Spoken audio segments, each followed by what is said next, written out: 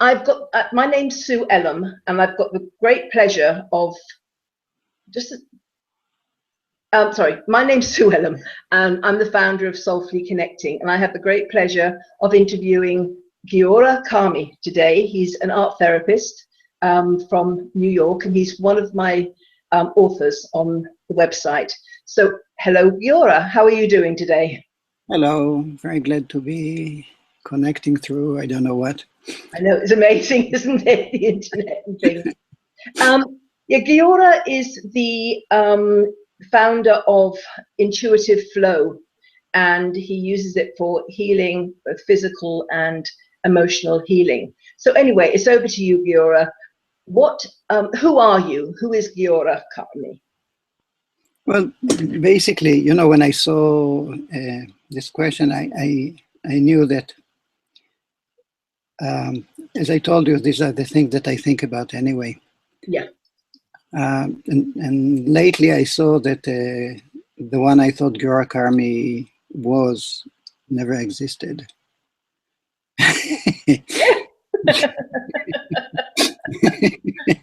Now this I can see this being a long interview. So who did you think Giora Carmi was before you came to that conclusion? Yeah, well, it was someone who grew up in a village in Israel, had all kinds of traumas, you know, like everybody. I can say my father was killed in the war when I was 3 years and a half. And it was mixed with different things that happened. And so I became convinced that I killed him because I wanted to be like him. And it was like something that went with me for many years, even though I knew, you know, logically it's stupid. But emotionally, it was with me very, very strongly.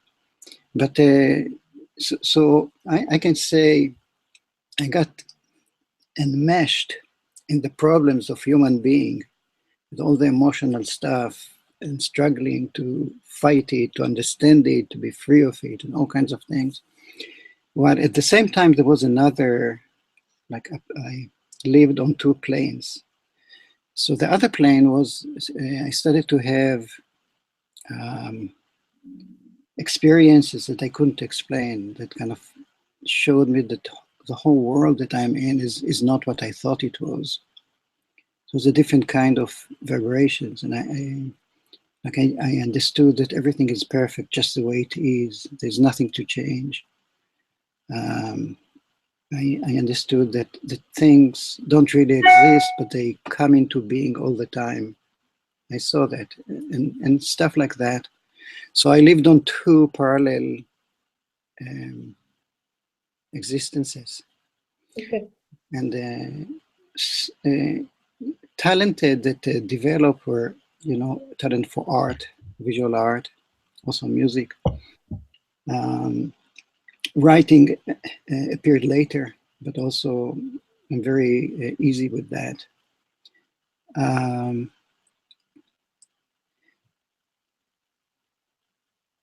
And these also helped me connect the psychological figure with the other path, because these are connections. At some point, I realized that there's no, I mean, yes, you can work on the psychological things. I also discovered that I have very keen, I like psychological things. I like to, I have a knack for them. I can find and discover things, and I'm interested in how things create things and all that. But at some point, I just understood that this whole game is unending. So you can fix something, but it doesn't fix anything. I mean, you always get still stuck somehow. So from all this mixture, my method came out of that, of just the budding understanding that something doesn't work here in the psychological side. Oh, I thought you froze for a second.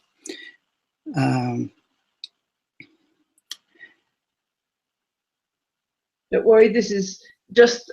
I like my interviews to be very informal. So just Yeah, go go with it.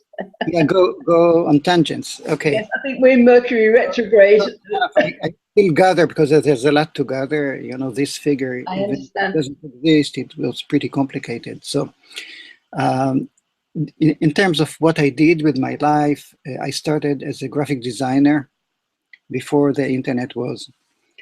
And I came to America in '85, and I decided to be an illustrator only because in Israel, in my original country, I did a lot of illustration. I illustrated for everything, and I liked it more. So I came here and I worked as a freelance illustrator for 17 years. And during this time, I started to go to a Zen center, a Chan center, run by a Chinese master, Shen Yang. And I studied with him for 12 years. And also, as I did that, I had many more experiences, and things got also looked at from other angles. So slowly, another picture of the world started to emerge.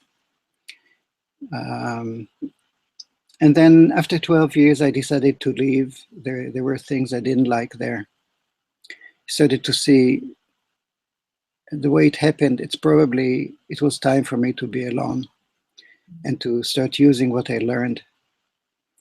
And for 2 years, I didn't know what to do with my life at all. And then I decided to study art therapy. It seemed like I took it as if, I was in the car going somewhere, and I didn't know where I was going, so I stopped. And this was my parking. Just a second.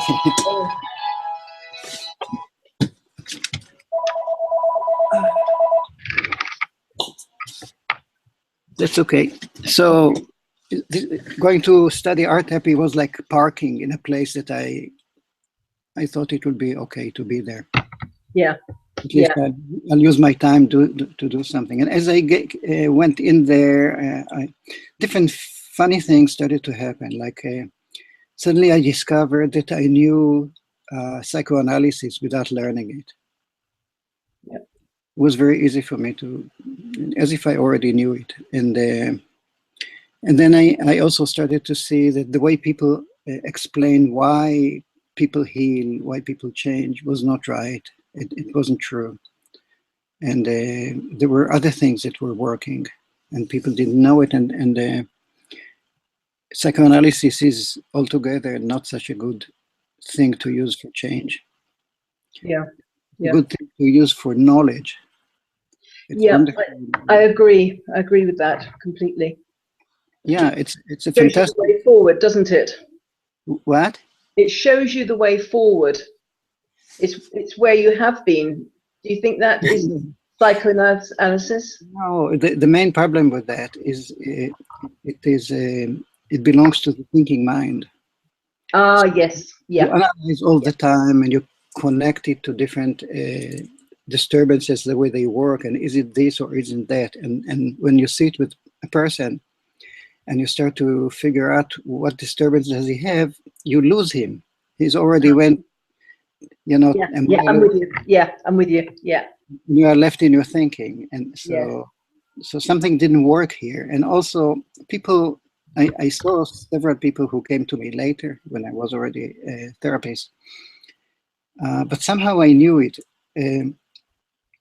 They went through any therapy that was based on psychoanalysis, and they were big experts on everything that they had, but they didn't change it. They just knew. Yeah. But it was not a knowing the changes. There are different kinds of knowing. It was like theoretical knowledge. Yeah. So from all those thoughts, I started to see in the things that I read at school, the margins were filled with my notes of why it doesn't work and what really did work in cases it worked. And in my papers, I would first say, to show that I showed that I know what they wanted me to know. the theory or whatever. And then I would say that this is not actually what works there, and this is what works. And then I wrote what I thought about it. Yeah. And the way I knew it is I just knew it. Yeah. I didn't find it in any book or anything. I just knew it. So I was connected, I can say. I was very, very strongly connected to what you probably do, and many, many other people nowadays, to the non-physical part of the world. That one that showed me all those, the different paths that I walked on parallelly. Yeah. The path of a different vibration. So when I chose where to do internship, I 2 times chose to go to jail, mainly because I was alone there. There was no supervision. Yeah. Yeah.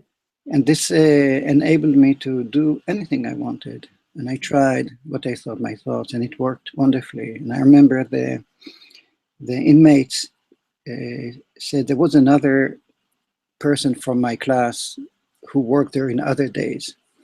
And they said, wow, she is really nice. I would like her to be my girlfriend.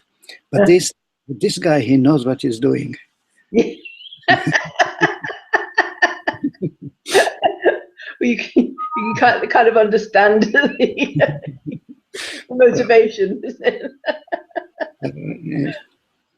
it? So I saw, for example, I worked with them every time it was 12 weeks, which is like the semester.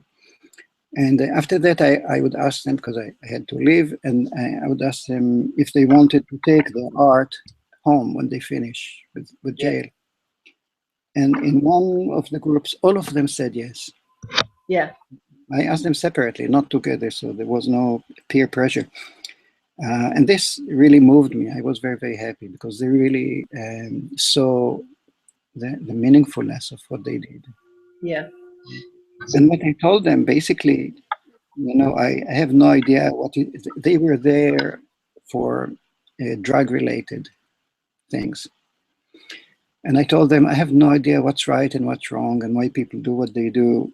I don't judge. I have no idea what's right and wrong. That's not my department. But one thing I know how to, if you want to be free of your limiting thoughts, I can teach you how to do it. If you're interested, I'll show you. And I know how to do it through art. And that's what I taught them. Yeah. So naturally, they liked it. And it was wonderful. Like there was one person who, in his 12th week, he did a drawing of like an emotional storm, like he did several times before. And inside of the storm, there were 2 eyes. And he said, so this is, he asked me if I know what it is. And I asked him to say, and he said, this is me, the storm. And these 2 eyes are those who know everything, what happens to me and everything. Amazing. Yeah. That's quite a way to come within just about 3 months. Yeah. It's wonderful.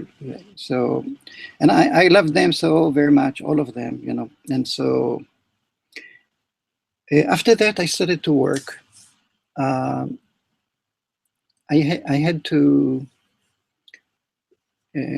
collect hours for the certification and all that. So I worked in a place in New Jersey with the teenagers. It was wonderful also. I never had any problem with them because, and some of them were very oppositional and all kinds of things. Many people suffered from them and they were being thrown away from all schools. But when they came to me, I told them that I don't have any authority and I don't care if they break the school. I won't do anything. I'm not interested in discipline and all that. And I can show them if they want to be free, I can show them how to be free. That's all. Well, that is very powerful. Yeah, and they it was very agreeable. Some of them were interested and some of them sat on the side and sometimes joined in later. And some didn't want, and I said, okay, you don't have to, just let those people do what they want to do also. Yeah. So that's how it worked. There was, and and every now and then there would be like some really funny thing. Like one time I worked in a kind of place where all the kids who were thrown away from all the schools in this part of New Jersey were brought together from age 9 to age 18 in one class. Oh. Everybody did their own homework or whatever, and they had different other things. So I came there to see them one time, and after that I will never see them. Or maybe I saw them a second time after a few months when they kind of came again. Yeah. So this day there were many people there, and they, you know, when they come there, they start to fight for their position in the group, you know, to show people who they are, because they're very, very unsafe. So they want to create something to hold on to, some image or something. And so it's a very tenseful when they go there. So I started with my thing, and one of them by chance discovered that in the cabinet there were a whole bunch of beads in boxes. So he said, "Oh, I want to put beads on a string." So I said, "Okay, you can go, you can do it." And he said, and other people came around him, and they started, all of them gathered there because they found somehow it was kind of relief. And they started to put beads on strings. And two of them got into an argument, and one of them threw a bead on the other one. So that one threw two beads. And before you knew it, they threw everything on each other. There was like a unbelievable thing. And the whole room became filled, all the floor was covered with beads. And in the corner of that room sat a group of 5 social workers who were part of the scene. And they got shocked. And all those people who threw, and, you know, when there were no beads anymore, they ran away, opened the door. And there was it was attached to a whole series of rooms where they had different facilities for sports. So they all ran there. And then I saw one of them kind of peeking in from the door. So I stood on a chair, and everybody was in shock. Stood on a chair, and I shouted to him, "I'm not angry at you."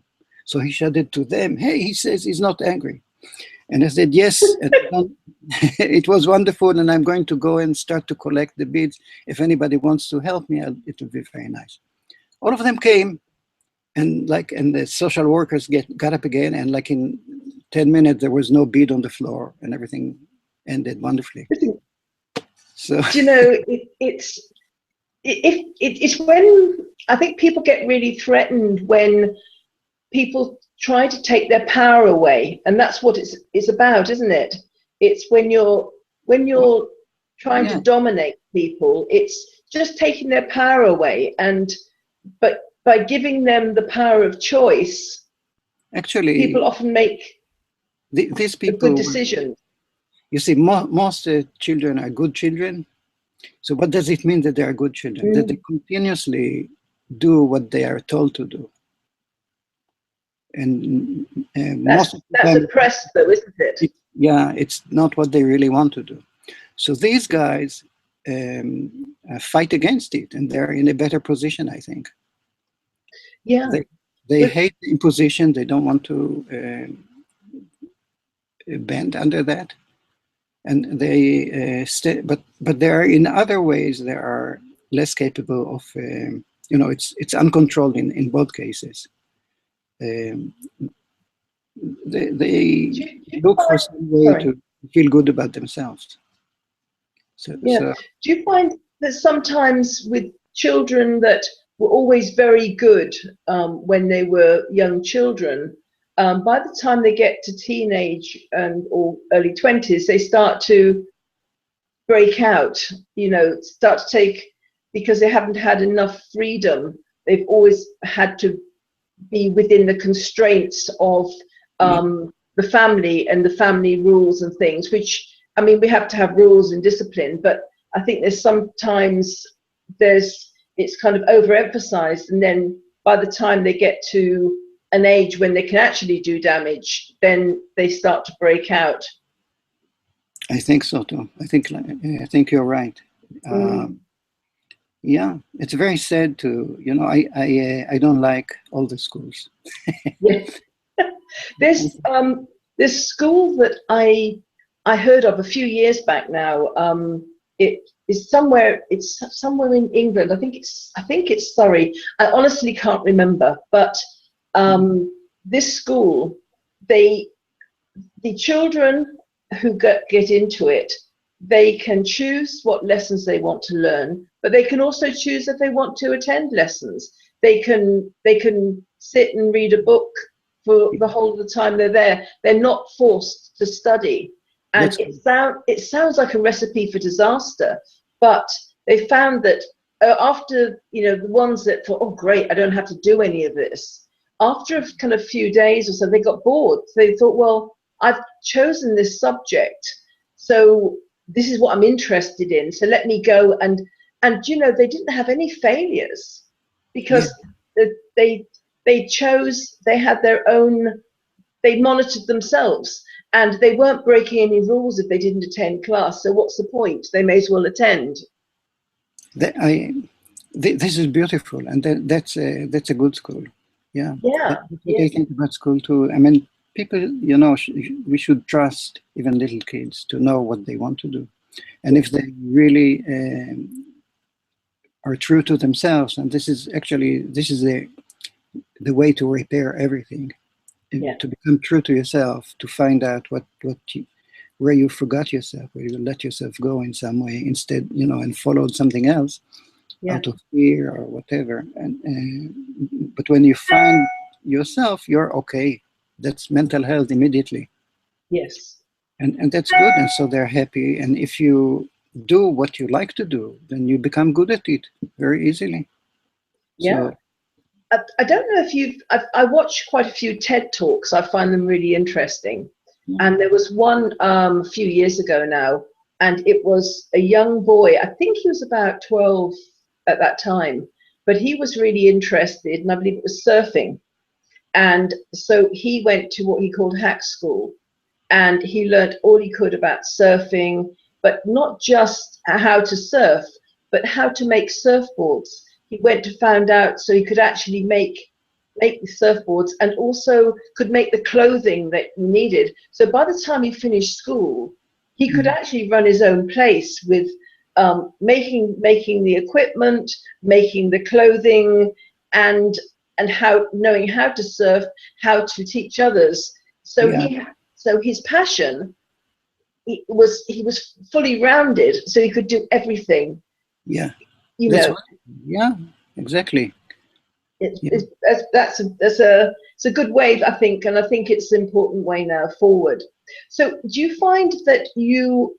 I mean, I can know from what we're saying about what you do, and do you, what kind of age groups do you deal with? I mean, I know you've worked with prisoners and you've worked with children. Is yeah. there any particular age group that you No, find? no. I mean, you see, what happens is since I work on myself all the time in some way, you know, and I always look to grow, and so everything that I do is actually I do on myself, and then I know how to do it with others.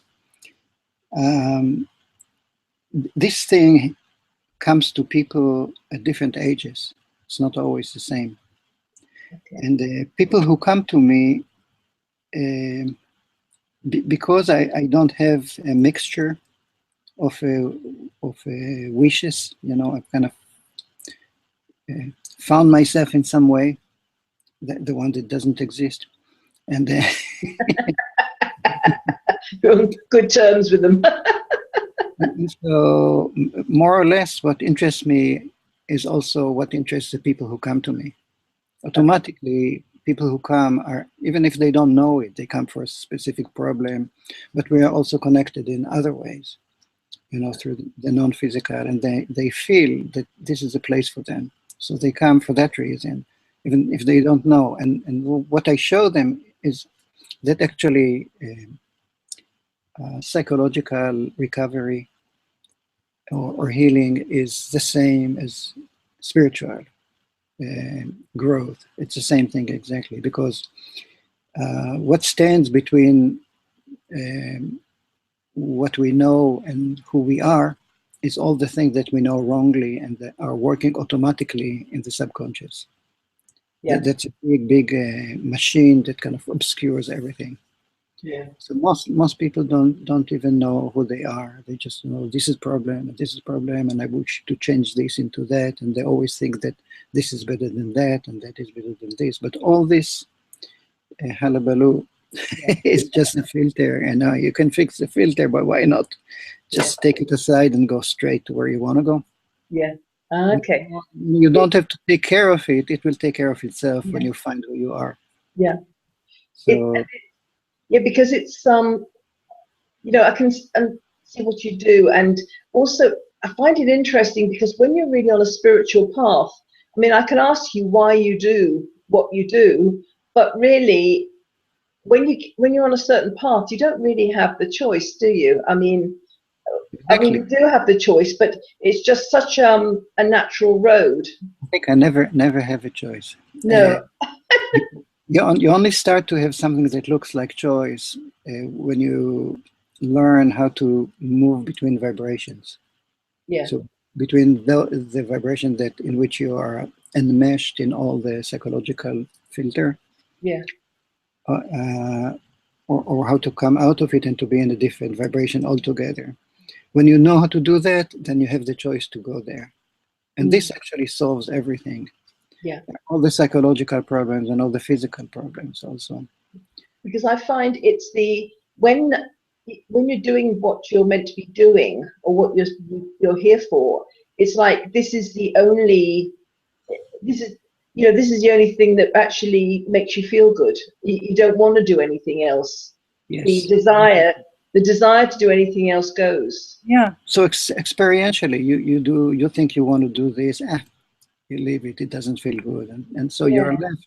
You're driven to go to one thing or two things or a few things. I don't know. Like some time ago, I changed. There was some big change in me, and suddenly, like within 2 weeks, all my patients left.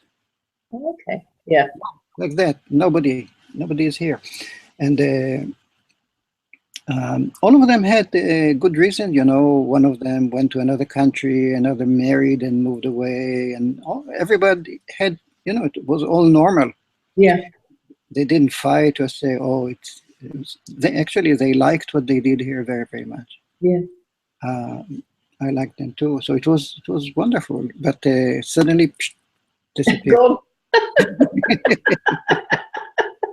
And I was left with nothing, and some I started to think, what is this therapy that I'm doing? And nobody needs therapy anyway, so they're okay. There's nothing wrong with them. It's just like a game, and so what shall I do? I mean, I'm still interested in writing about it, but the theory and the practice of what I came up with, and I think it's a good thing. I mean, people will. It may change psychology one day. It always takes like 20 years until something good that wasn't before enters into the academy. Yeah. It takes a long, long time. They kind of keep chewing the same stuff. I like the concept of Ho'oponopono. That's when we're responsible for everything in our lives. Yes. Exactly so. Immediately, exactly so. So, so the patients come to me. Basically, I invite them. Yeah. Something that is useful for my life, for my game. Yes. Yeah. So they weren't useful for me because I started to become less interested in psychological problems. Oh, this again. Okay, I know what to do with it. Okay, big deal. Yeah. So time to discover another who. Who am I? So exactly. So who am I is like a moving target. Yes. Never get it right, because it goes from this artificial thing that stands here and do all the movements. Yes. And You can say all that is. That's it. That's me. Yes. All of us, not only me. That's who we are. And so uh, I can may fall in everywhere in between every day. I don't know where I am. Yeah. And it doesn't matter, because I want, of course, to go on. But this is also like a given. It's a character of the being. Yeah. You just want to know more. You want to be more happy. Yeah. So that's what you do. Absolutely. So what are the challenges you have specifically within the work that you do? This was a challenge. So everybody disappeared, and I thought, okay, I love making art. I do art every day. I do art, and most days, I think every day too, except for a few. I also read my art, so Yeah. it's an indication for me where I am. That's my method, and that's what I teach other people to do. Yeah. You make art in a certain way that there is a trick that makes you become intuitive as you start making art. Usually, everybody who makes art is intuitive more than usual, but you can go deeper and quicker. And so my trick is that um, you don't decide. It's all described on my website also, in the book. You don't decide what you want to do. You just make something, somehow start, doesn't matter how. The beginning doesn't matter. And from then on, you just respond to it from your sense of beauty. What can I add to it to make it more beautiful for me? Because everybody's sense of beauty is different. There's no something public or written. You can't find it anywhere. You have to tune into yourself and see what you feel. Do you like it more? Do you like it less? And all that. So if you work like that, you'll come to a place automatically to when you will feel that it's finished. There's Yeah. nothing to do here anymore because I'm going to spoil it if I add something. And in many cases, you're surprised by what you did because it looks so beautiful and you feel really, really good. So if a depressed person who feels depressed comes here and he does one process drawing, in the end of that, he feels he's not depressed anymore. Because because what they do, they listen to their true self. Yeah. Right? And this repairs everything. You just listen to your true self. This true self feels good. Yes. Yes. Right? And so they immediately start to feel they don't know how it happened, and because they've been fighting with this for a million years, and suddenly it's gone. How long does it? What? I mean, I suppose I'm asking how long is a piece of string, really, but generally, how long does it take people to discover themselves this way and to do the healing? Can sometimes it happen once, or then other times it will take a series of. Yeah, there are personal variations, personal styles. Some people became interested, like after they saw the book, they wanted to do a session or two just to feel how it feels to do that. And so someone from New Zealand who is kind of deals with art teachers wanted to go through that, and we did a session by Skype. Yeah. And then he came to New York and we did a session for something else, and we did a session here. So for him, 2 times, it was enough for him because that's not his main direction. He saw the benefit, he saw that it works. Maybe he took something from it to the way he works with people now. Yeah. Or maybe he has some new exercise for them, and I'm very happy with that. Everybody can take whatever they find meaningful to them or useful. There's no must here. I don't. If someone doesn't come, I'm not angry. It's okay. They have the right not to come. Yeah. Yeah. And is it when it's intuitive, then it's. I mean, your kind of blog and everything is intuitive flow, and you can't really. As soon as you start to hold on or try to block, then you stop that flow, and one person doesn't come, but maybe somebody else is meant to. It's just kind of Exactly. So some people come, like some of the previous group who disappeared, they came because there was in a step in their lives when they had to choose between breaking away from what they do habitually, yeah, to when they discovered that they liked something and they needed the courage or the understanding or the know-how to start follow something that was more personal, more true to them. yeah.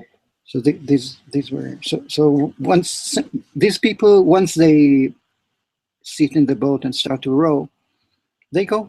It's enough for them. Yeah. That's what they wanted, and it's okay. So everybody can pick and choose from whatever step.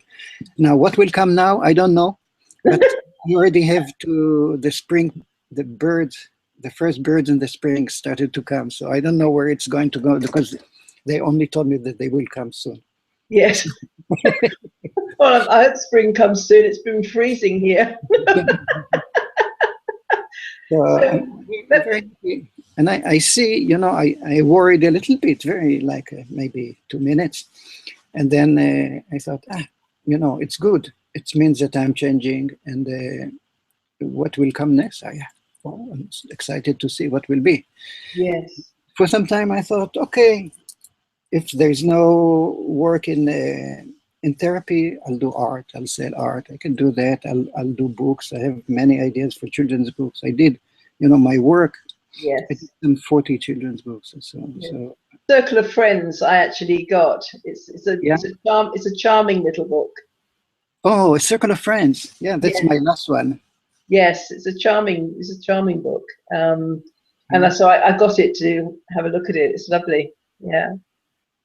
So the joy in your work is really when people are able to leave you, because you've succeeded. Yes, many people, when they come for something specific, they make it pretty fast, Yes. and then they go. And I tell my partner, tell her, look, like 2 months and finito. That's it. They know what they want to do and they go. And she said, and where is the money going to come from?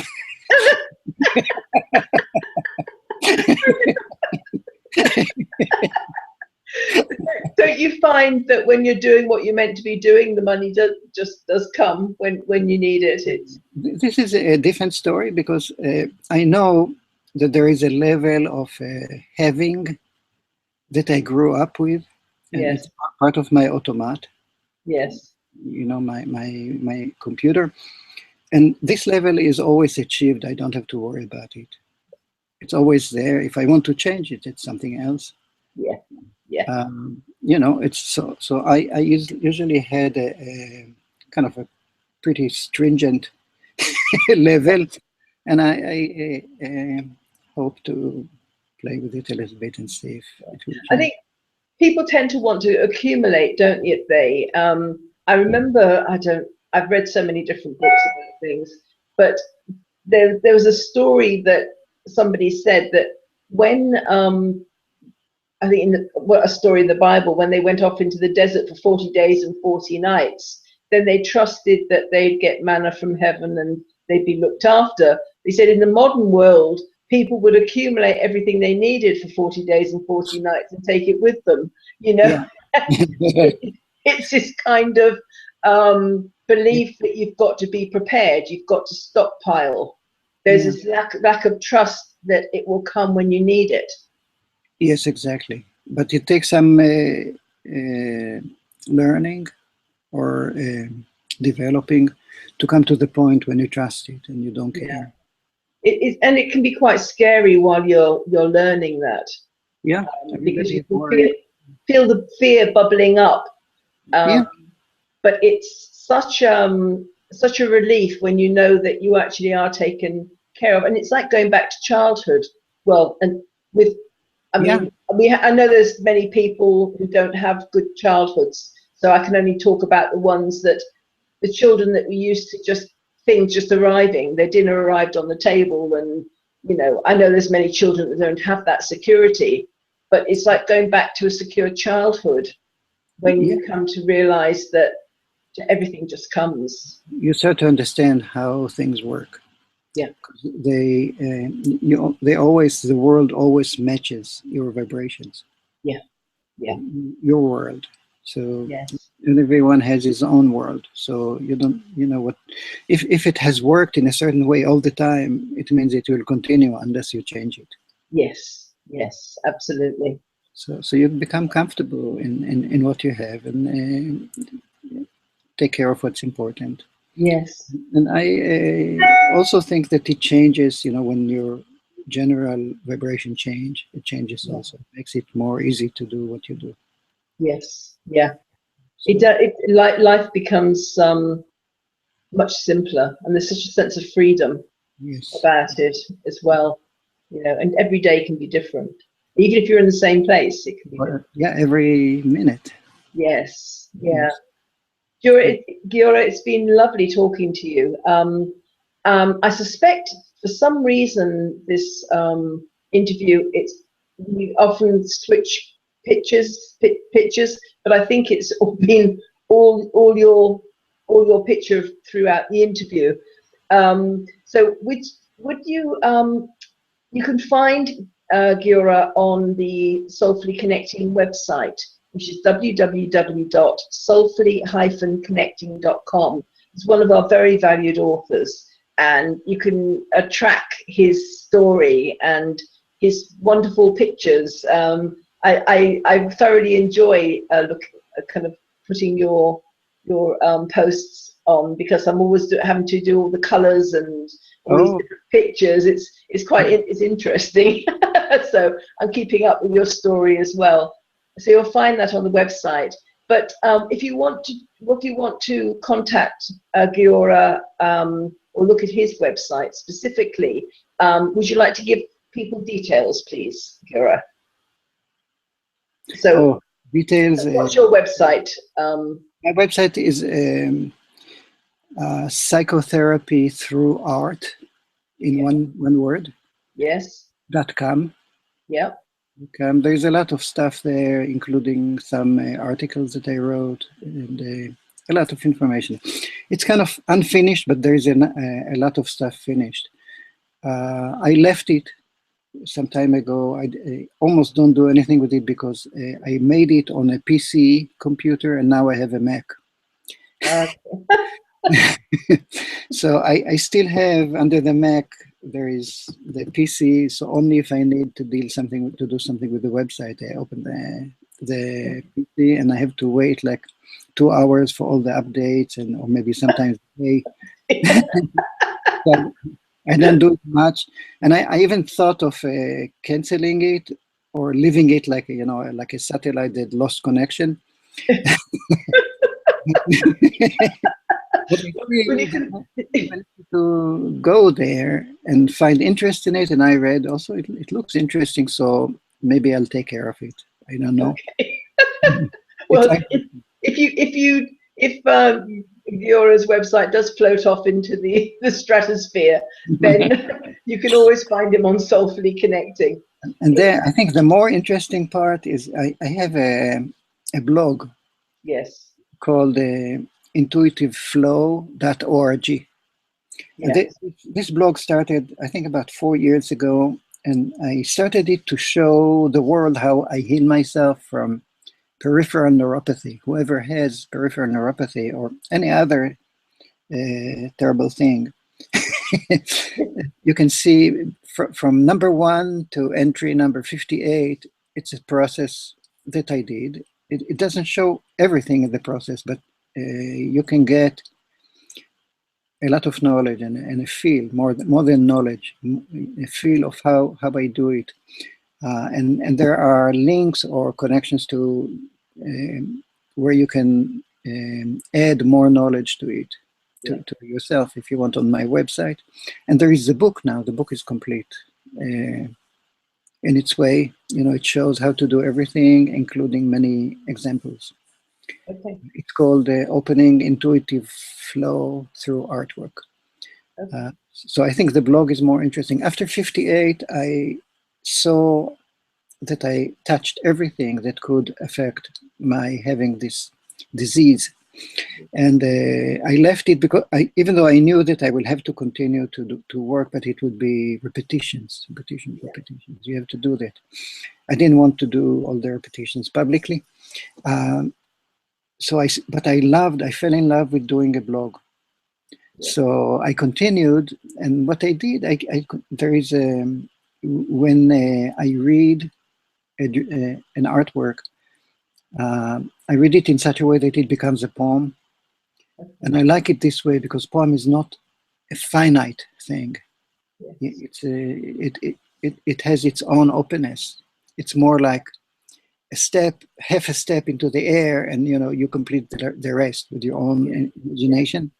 Yeah. So I like it like this. But even though sometimes it becomes much more concrete, and you will see if you go to 1258, you'll see a lot of examples. So I continued to do these poems because I just like it.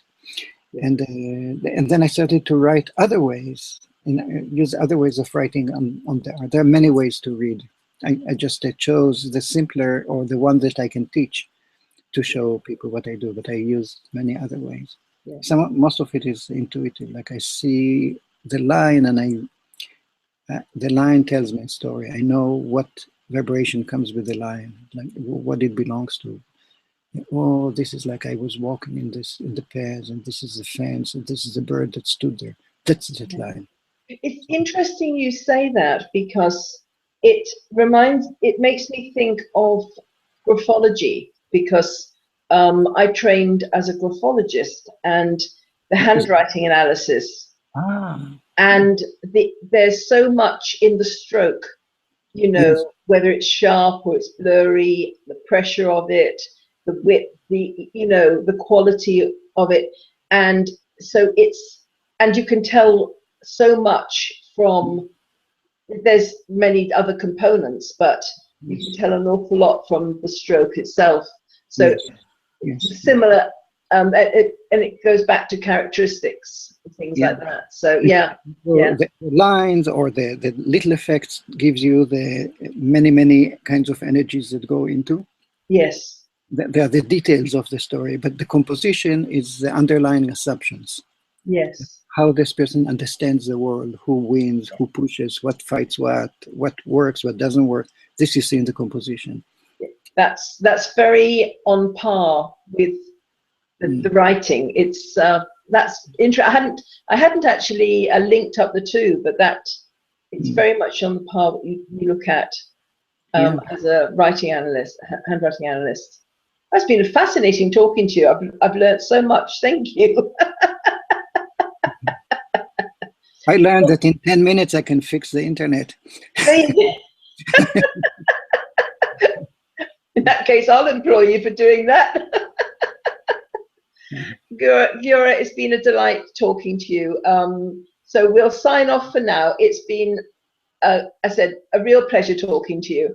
So this is Sue Ellam. I'm the founder of Soulfully Connecting, which is www.soulfully-connecting.com. And today I've been speaking to Giora Carmi, who's an art therapist. So I look forward to seeing you again, and please check out Giora. His work is really interesting. So it's bye for now.